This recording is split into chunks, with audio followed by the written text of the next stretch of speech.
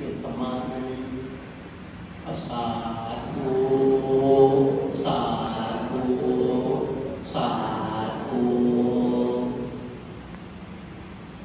พระสงฆ์ผู้ดำรงศาสนา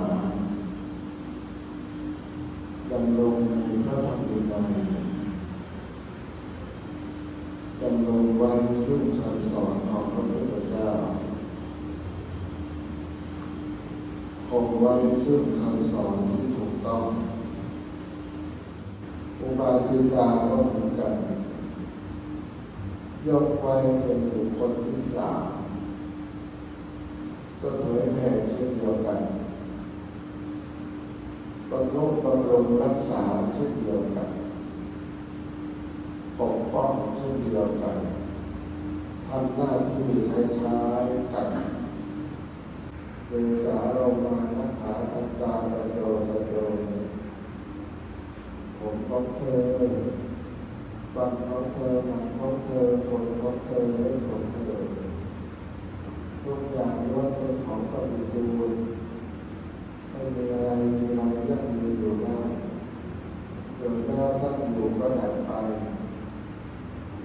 อาบน้ำที่เราเกิดดูสุดที่ไหนเวลาอาบน้ำที่มันก็สระผมใช่ไหมสระผมแล้วมันก็พิจารณาว่าผมเรามันเริ่มไม่เที่ยงแล้วเริ่มรวมแล้วเริ่มหอมแล้วเริ่มหลุดแล้ว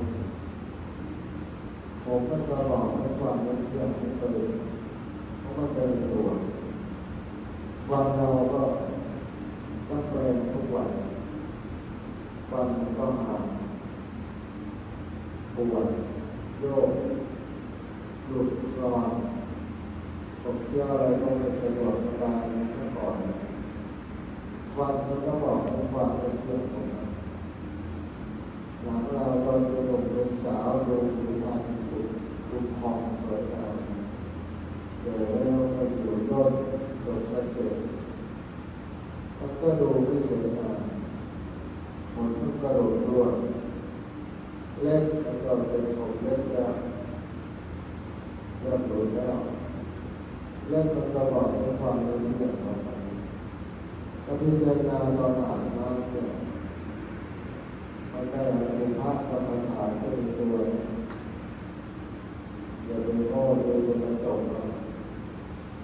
ดูตัวเองด้วยหน้ามันใสหรือหน้ามันเดียวบางมันหักหรือยังไม่หักผมก็หนอกหรือยังไม่หนอก